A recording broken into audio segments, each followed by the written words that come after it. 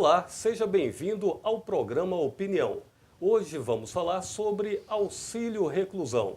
O assunto é polêmico. Muitas pessoas criticam esse benefício pago pela Previdência Social aos familiares dos presos. E em Brasília tramita uma proposta de emenda constitucional que prevê o fim desse benefício e a criação de uma ajuda às famílias das vítimas dos criminosos. Nosso entrevistado de hoje é o advogado Fernando Madeira. Ele é especialista em direito previdenciário e vai esclarecer mais sobre o assunto. Fernando, seja bem-vindo ao programa. Agradeço a oportunidade de estar aqui e nesse programa Opinião, estar debatendo esse assunto, como você disse, bastante polêmico, em vias de discussão de uma PEC, uma proposta de emenda à Constituição. Então, o programa está de dar parabéns de trazer ao debate esse assunto para uma reflexão. Pois é, no senso comum, as pessoas têm aquela ideia de que é uma ajuda ao preso e a vítima, principalmente a pessoa que morre e tal, os familiares ficam ali sem ter nenhum amparo do Estado. Não há uma contradição a família do preso receber esse benefício e a família da vítima, não? Precisamos, em primeiro lugar, esclarecer que o auxílio reclusão é um benefício previdenciário, não é um benefício concedido pelo Estado. É um benefício concedido pela Previdência Social. Não é um benefício concedido pelo Estado. Todos aqueles que recolhem a Previdência Social, você, eu, a sociedade de uma forma geral, as empresas, todos contribuem para a Previdência e esse benefício é pago à família do detento. Tudo bem, mas a Previdência faz parte da estrutura do Estado. E essa mesma estrutura não criou nenhum benefício similar que contemplasse a família das vítimas dos crimes. Essa me parece que é a grande insatisfação das pessoas em relação a esse assunto. Isso, essa é que é a grande insatisfação. Quer dizer, agora, se o Estado quiser criar um benefício para as vítimas, eventualmente que sofram com a perda do cabeça ou daquela pessoa que eventualmente contribuísse economicamente em casa, é uma questão que pode ser discutida. Mas isso nada tem a ver com benefício previdenciário. Por quê, Vanderlei? Veja bem, tirar esse benefício, nós vamos voltar ao medievo, à história medieval, ou seja, vamos estender à família do condenado a condenação que foi a ele imposta. Esse é um princípio que a gente não pode esquecer, que a pena não passa da pessoa do criminoso. Fernando, nós fomos às ruas ouvir a opinião das pessoas sobre esse assunto. Vamos acompanhar rapidinho, vamos ver a opinião das pessoas e já a gente volta com a entrevista com o advogado Fernando Madeira.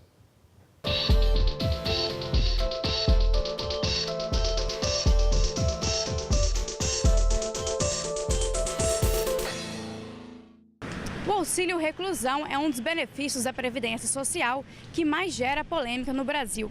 Ele é pago diretamente aos dependentes do presidiário que, quando em liberdade, contribuiu para o INSS. E não importa quantos dependentes ele tenha, o valor pago mensalmente pela Previdência é o mesmo. E nós viemos às ruas para saber o que as pessoas pensam sobre o auxílio reclusão. Bom, por um lado eu vejo que o governo ele gasta muito dinheiro com a parte de que vem a parte social, ele gasta com os assaltantes, conforme ele poderia estar aplicando esse dinheiro na parte de educação e segurança e saúde. Eu acho muito importante. A família não tem que pagar pelo que o preso fez. E ela fica desamparada, né? Se ele já contribuiu antes, é justo. É justo, né? Que os familiares dele recebam depois, né? Acho errado, porque acaba sendo maior do que o salário mínimo, né? Eu acho que é muito alto para dar para pessoas que estão presas, cometeram crimes. Eu acho que eles teriam que, no mínimo, trabalhar lá dentro para poder receber alguma coisa. Muita gente acha que é por filho, então é 900 e alguma coisa, que o presidiário tem 3 filhos que ele vai receber quase 3 mil, mas não, é uma cota só para manutenção. Eu acho que então que é válido. Tem que entender, às vezes tem crime que a própria família pode denunciar, mas não denuncia porque vai ficar sem a manutenção, né? Não concordo muito não, porque um trabalhador ele ganha um salário mínimo para ir trabalhar o dia inteiro, né? E uma carga horária pesada. E quanto que a pessoa está lá, ganha um salário maior do que o salário mínimo, né? Não é isso? Então, eles poderiam até ter, mas poderiam reaver esse valor, um valor menor, porque não concordo muito, não. Se é um direito dele, né, isso é voltado para a família, é normal, o direito dele tem que ser concedido. Agora, para uma pessoa que não contribuiu com a sociedade, não contribuiu com seus impostos, aí as outras pessoas ficam indignadas em contribuir, né, e estar pagando pelo algo que uma pessoa não contribuiu. A gente que está trabalhando na rua, está todos os dias aí batalhando, recebe um salário mínimo e eles recebem um salário maior que a gente. Eu acho uma injustiça por parte do governo. Eles acham que é fácil hoje, faz o crime e a família vai ter auxílio em casa. Então acho que eles também deveriam trabalhar para poder então compensar esse dinheiro que nós pagamos através de impostos, né, para que eles transferem para as famílias, no caso dos presidiários. Né? A gente trabalha o dia todo e eles não fazem praticamente nada, já prejudicaram muita gente, ainda ganham mais que a gente. A pessoa normal tem tanta dificuldade de ter alguma coisa, hoje em dia aposentadoria, e um preso que fez a coisa errada, matou, estrupou e fez algo contra a lei, tem esse direito, né? Eu achei errado. Eu acho que a pessoa estando presa já é um gasto enorme, né, para o Estado, né? Entendeu? Então a família, no caso, tinha que estar trabalhando, procurando um serviço, alguma coisa para fazer. Se faz necessário uma filtragem para visualizar a possibilidade se aquela família realmente merece o benefício. Eu sou totalmente a favor. Quando o patriarca da família resolve ir para outro caminho e ele resolve achar que o crime é compensador, ele esquece da família. E automaticamente é necessário e é obrigação do Estado amparar aquela família, já que o patriarca não raciocinou para ajudar a sua família. Mas, por outro lado, também tem pessoas que vivem disso. Aquilo ali deve ser um auxílio, olha o nome. É para auxiliar a família, não para a família sobreviver daquilo. Conforme podemos observar, a maioria das pessoas contra o pagamento desse benefício pela Previdência. Nós estamos aqui com o advogado Fernando Madeira na tentativa de esclarecer melhor, informar melhor a população sobre esse assunto. Quer dizer, então, que não é uma bolsa reclusão, não é isso? Não, em hipótese alguma, não se trata de uma bolsa reclusão. É um benefício que já existe na estrutura previdenciária brasileira desde 1950. Né? Foi primeiro concedido porque, na época, a Previdência era concedida por categoria.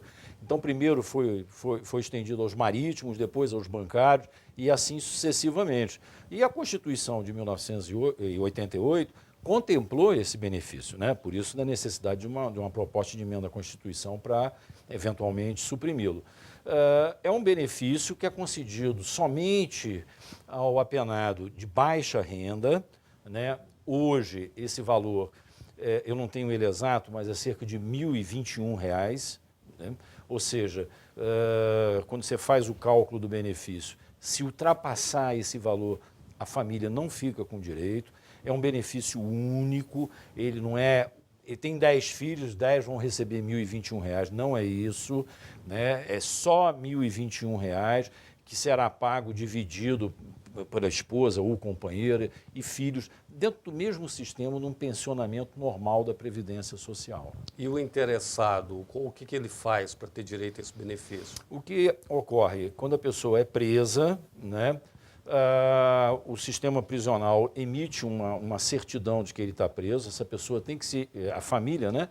O beneficiário vai a um posto do INSS, leva essa certidão, que tem que ser atualizada de 3 em 3 meses, só é garantido ao preso de baixa renda que esteja cumprindo regime fechado ou semiaberto, né? Se ele fugir, ele perde o direito.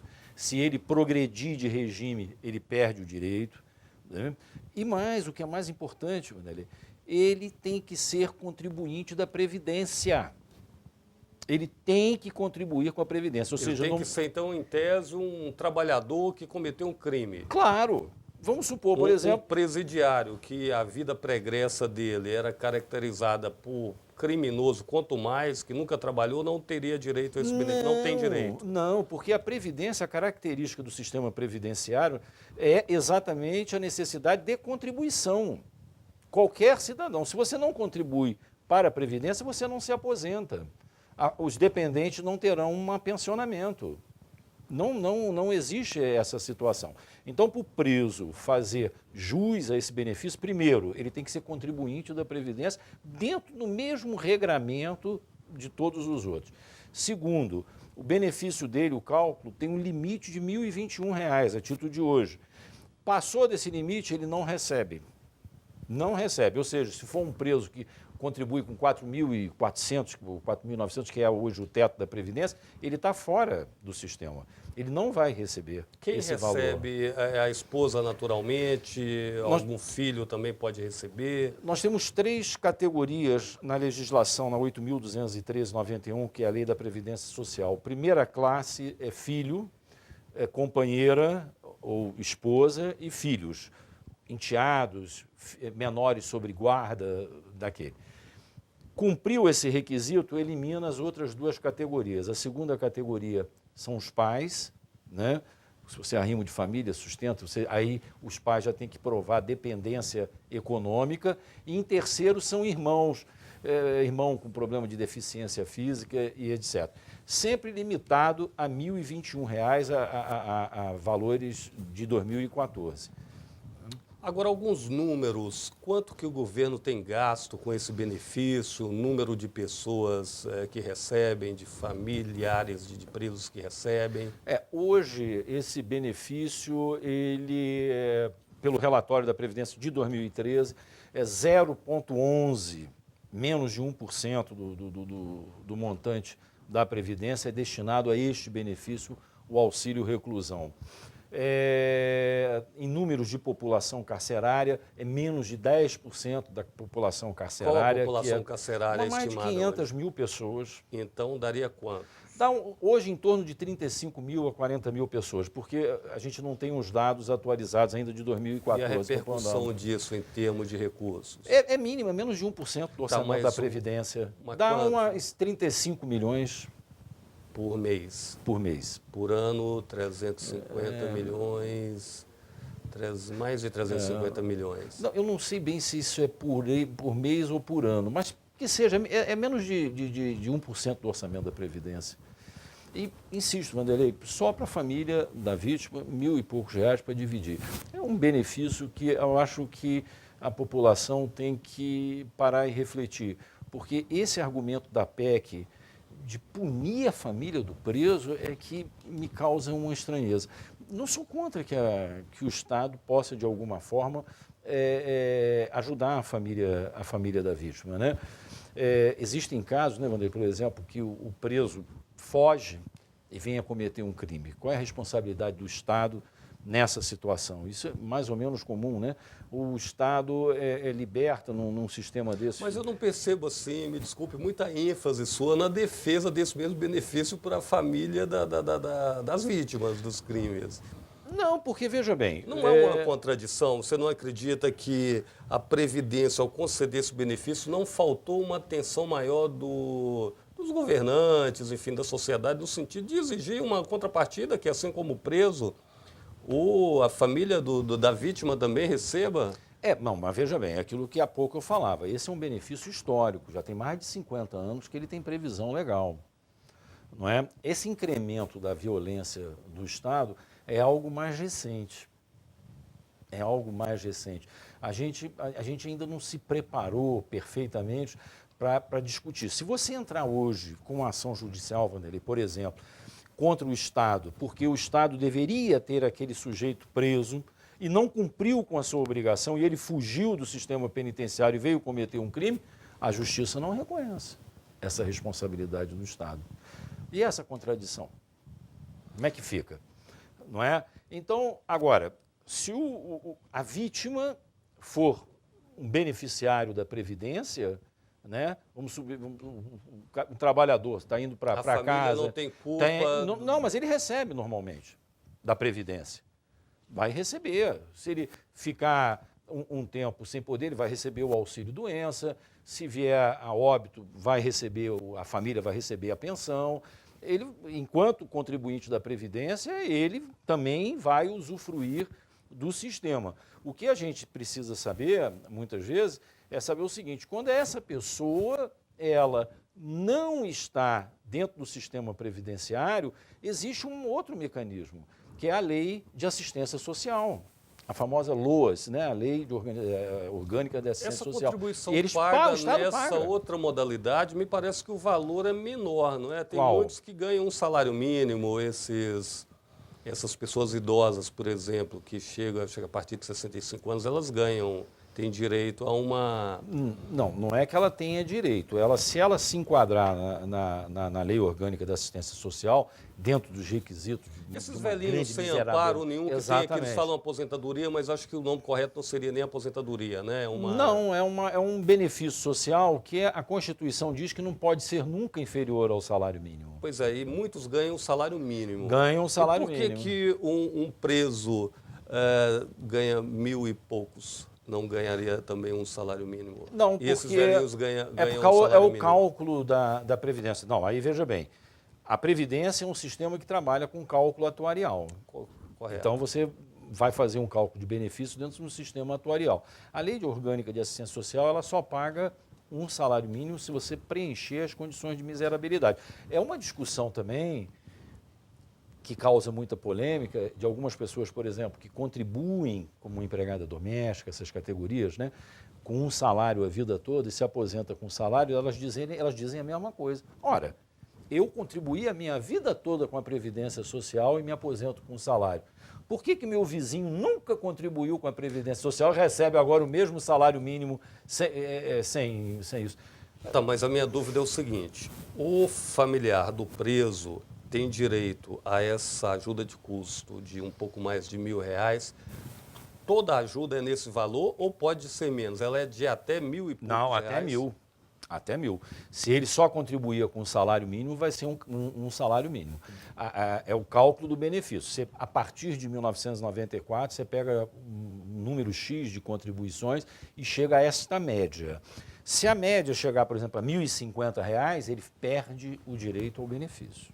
Essa tem que ser, no máximo, até R$1.021, que é o que a Previdência vai pagar. Então, muitos ganham também salário mínimo, ao invés de Muito, R$1.000, salário mínimo, 900 e pouco. Tem que ser sempre igual ou inferior a R$1.021. Fernando, nós vamos fazer um rápido intervalo, rapidinho. Já já a gente volta, não saia daí.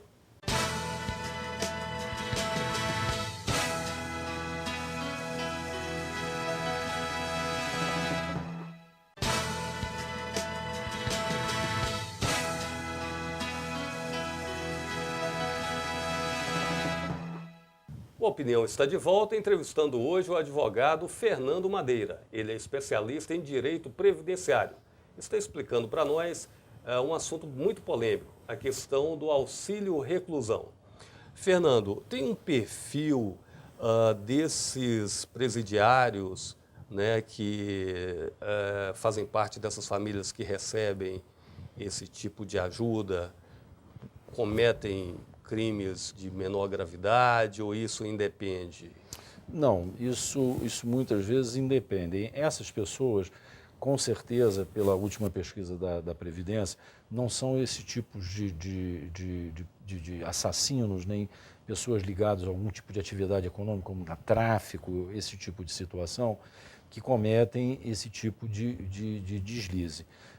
Mas é comum, por exemplo, vamos supor, aquele homicídio, sim, né? Mas aquele homicídio motivado por ciúme, aquele homicídio que antigamente chamava legítima defesa da honra, né? Aquele homicídio motivado por álcool, que você está num bar e acaba discutindo. E as pessoas são trabalhadoras e como não são réu presos, porque exatamente eles cometem um crime, mas não saem da comunidade, eles continuam na comunidade, e essas pessoas, normalmente estão ainda inseridas no contexto social e ainda trabalham e, portanto, são obrigatoriamente, contribuem com a Previdência Social. Esse, mais ou menos, seria o perfil. E óbvio que para esse trabalhador está num nível muito ruim, muito baixo, né?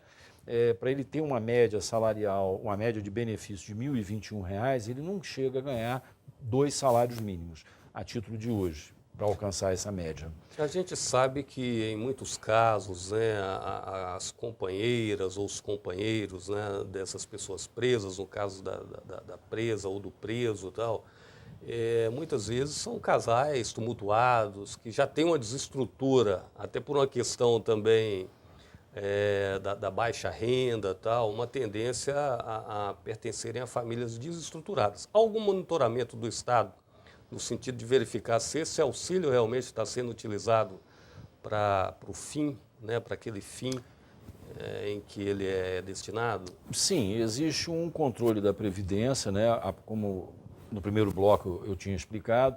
Muita gente, por exemplo, consome, né, compra bebida alcoólica com vale, bolsa alimentação, esses benefícios que são pagos, né? Muita gente usa isso até para bebida, para compra até de droga. A Previdência se preocupa com isso, em saber se efetivamente esse dinheiro está sendo existem sim alguns programas sociais, na assistência social da Previdência, que tenta sim fiscalizar esse tipo de situação. Por exemplo, a família do preso não comparece em visita, né? Se causa uma perplexidade. Mas, via de regra, esse preso que trabalha, porque para ele usar o benefício ele tem que ser trabalhador, né? Porque, Vanderlei, demora um julgamento. O julgamento demora anos para acontecer. Então, muitas vezes, a pessoa está estruturada, está trabalhando, e vem a ser presa, expedido o mandado de prisão, né? O que não quer dizer também que todos os presos fiquem ali enclausurados até o dia do julgamento, né? Muitos saem antes. A maioria sai, se não houver uma...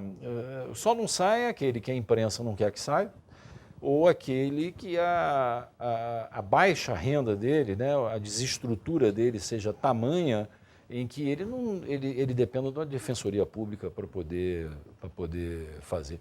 Porque, via de regra, essa pessoa que trabalha, a justiça permite que ele responda ao processo em liberdade. Outro tipo de pessoa que eu vou te falar que não comete crime e se beneficia disso é o pai de família, que normalmente é quem vai, que não paga pensão alimentícia.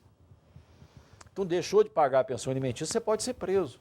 Mas pode ter direito ao benefício? Claro, se você for contribuinte. Suponhamos, por exemplo, que você perdeu o emprego, ficou 3 meses, 4 meses sem poder pagar a pensão, você é preso, né? Expedido o mandado porque não se pagou a pensão. Se você estiver naquele período que a gente chama de período de graça, né, da Previdência, se você trabalhou e esteja desempregado, a família passa a receber, inclusive com quitação daquela dívida que ele tinha. Segurança para a criança não ficar sem a devida prestação, né? Esse que é o objetivo. Fernando, falando em trabalho, eu sei que não é sua área, porque você é especialista em direito previdenciário, mas uma opinião sua.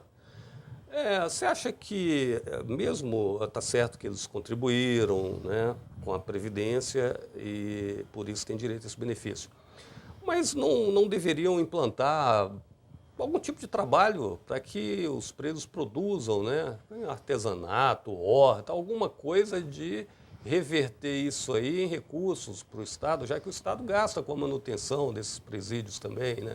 Toda a estrutura, a segurança. É um gasto imenso, você tem toda a razão. O que se gasta hoje para a manutenção desses presos é algo, assim, da gente corar diante do que se gasta com esse tipo de benefício, o auxílio reclusão, que seria o objetivo. Muitas vezes, Vanderlei, esse preso que vai cumprir um período até curto de um apenamento por um crime pequeno que ele fez, porque esse assassino, quanto mais, o ladrão de banco, essas pessoas super experientes, eles não tira, porque eles não estão nessa categoria.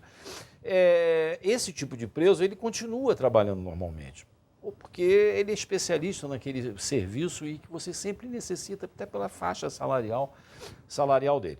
Agora, Mas ele continua trabalhando como? Ele estando preso? Não, se ele, uma... por isso que eu estou falando. Muitas vezes ele fica 2, 3 anos preso. Aí depois ele passa a progredir de regime. Então fica permitido que ele vá trabalhar fora do presídio e vai dormir no presídio, por exemplo. Essa situação que a gente tem acompanhado... Aí se ele está recebendo do seu... Envolvendo pessoas mais... Exato. Se ele estiver recebendo do empregador, ele perde o direito ao benefício. Por quê? Porque se ele está trabalhando, não há necessidade do auxílio da Previdência. Ok? Agora, respondendo especificamente à sua pergunta, eu acho que o direito ao trabalho é um prêmio a ser conquistado pelo preso. Essa é uma opinião pessoal, né? Então, se comete um crime, eu acho que tem que pagar por aquele crime e obter o direito ao trabalho. Porque o trabalho, quando você trabalha, né, 3 dias de trabalho, se não me falha a memória, você abate 1 na sua pena. Então, o direito ao trabalho, né, de você poder sair, trabalhar, produzir, e esse dinheiro é revertido para a família também, eu acho que é uma situação que o Estado tem que implantar. Mas o Estado, infelizmente, ainda não se mostra preparado para atender a toda essa população carcerária. Se nem São Paulo, que é um estado muito mais rico que o nosso, ainda consegue essa situação de contemplar todo mundo, a gente também não consegue. Por isso que temos que pensar em sistemas alternativos de apenamento. Algumas pessoas defendem, inclusive, a privatização dos presídios. Qual a sua opinião sobre isso? Eu acredito que em algumas situações a gente possa, sim, alcançar esse desejo dessa privatização exatamente nessas pessoas que não ofereçam um perigo maior à sociedade, né? Essas pessoas eu acho que estariam aptas a fazer. Ali em Viana, onde que é atualmente aquele complexo, ali era uma grande penitenciária agrícola, né? Eu que sou mais velho me lembro, né? Então, o pessoal trabalhava ali numa atividade agrícola, etc. O crescimento da cidade, da própria necessidade de inserir mais presídios, ali diminuiu um pouco essa atividade. Agora, sobre essa proposta lá em Brasília, né, prevendo aí a extinção do auxílio reclusão e a criação de um benefício semelhante, só que a favor dos familiares das vítimas, dos criminosos. A autora deste projeto de emenda à Constituição, que é a PEC 304 de 2013, é a deputada Ana Lúcia, do PSC do Acre. A maioria da população está apoiando essa iniciativa. Houve uma pesquisa? Houve. Eu tive até o trabalho, né, de entrar no site para ver, parece que 86% são a favor desta proposta. Mas eu insisto, né, depois desse debate todo, dessas opiniões que a gente pôde, nesse programa, a gente pôde externar, eu gostaria que a população parasse e pensasse um pouco sobre isso. Você defende o quê? Que essa PEC propõe a instituição desse benefício aos familiares das vítimas, mas não retire essa exclusão? Não retire. A exclusão disso, a única pessoa, só quem vai gostar é a Previdência Social. Porque isso é um benefício previdenciário, não é um benefício pago diretamente do Tesouro da União, é um benefício previdenciário. Então, o que vai melhorar ali vai ser a Previdência. Por quê? Porque eu não vou poder pegar dinheiro da Previdência e dar para aquele que não contribua com a Previdência. Esse é um ponto. Agora, o ponto que eu acho mais importante, que eu peço a reflexão da população, nós vamos voltar a um princípio medieval. Nós vamos estender à família do preso um apenamento. Isso é que a gente precisa. Daqui a pouco a gente vai voltar a ter prisão porque tem uma dívida Você possível. acredita que por trás dessa reação das pessoas que geralmente falam, o camarada, né, mata, rouba, assalta, estupra e aí é preso, ainda tem direito a recursos, a dinheiro, a bolsa, a ajuda do Estado. É uma opinião motivada assim por uma visão radical em relação a... Uma visão extremamente radical, é mais ou menos a discussão de baixar a maioridade penal, né, de 18 para 16, ela é uma discussão que se faz com muito ódio, né? E agora a gente tem que compreender, Vanderlei, que aquele que é vítima fica difícil. Eu com 15 anos, eu fui na porta do meu colégio assaltado, o cara botou uma faca aqui, eu saí do colégio. Tamanho foi o meu pavor de ficar. Eu sou uma pessoa que eu me assusto com a violência que está aí. A gente não defende esse tipo de situação, mas a gente tem que ter cuidado. A gente, por exemplo, a televisão tem feito recentemente esse ano aquela senhora em Guarujá que foi acusada de ser bruxa e foi violentamente espancada. O que a gente faz? Aí você vai ver quem foi a população que promoveu isso. Ninguém tem passagem na polícia. Ninguém. E eles são trabalhadores e vão ser beneficiados do auxílio reclusão. Nenhum deles tem passagem na polícia e vão ser beneficiados do auxílio reclusão. Por quê? Porque ficam num momento motivados por um pânico, mataram uma senhora. Agora, esse projeto, estendendo esse benefício para os familiares das vítimas, você apoia também? Claro, eu acho que se a família da vítima, primeiro que se a vítima for já beneficiária da Previdência, ela vai usufruir sem limitação de R$ 1.021, não tem nada disso para ele. Né? Vai normalmente usufruir como qualquer beneficiário da Previdência que seja vítima ou de uma violência de trânsito ou qualquer outra situação. Agora, se o Estado quiser dar um plus, eu também não sou contra. Esse plus seria dar o benefício mesmo que não seja contribuinte? Mesmo que não seja contribuinte, eu acho que isso é mais do que razoável. É a inovação que essa PEC está trazendo. Mas não porque eu tenha que punir a família do preso. Não, é porque o Estado não deu a devida segurança a esse cidadão que foi vítima de uma violência gratuita, né? É isso que nos preocupa. Fernando, quero te agradecer pela participação aqui no Opinião, discutindo com a gente esse assunto polêmico. O nosso tempo está chegando ao final, mas se você quiser falar mais alguma coisa aí para os telespectadores, sinta-se à vontade. Eu gostaria de, primeiro, parabenizar a TV Assembleia por trazer esse assunto polêmico. Não é um assunto fácil de ser trazido ao debate, num tempo tão extenso como foi, a gente poder esmiuçar a questão. Agradecer a oportunidade de me colocar à disposição em face da importância do tema, da importância do debate que está se trabalhando em Brasília com essa PEC que você há pouco citou. Muito obrigado pela oportunidade, parabéns aos telespectadores. Obrigado, Fernando. Você que nos acompanhou, obrigado pela audiência. Lembrando que o programa Opinião pode ser visto também pela internet. Nosso site www.al.es.gov.br. Até uma próxima oportunidade.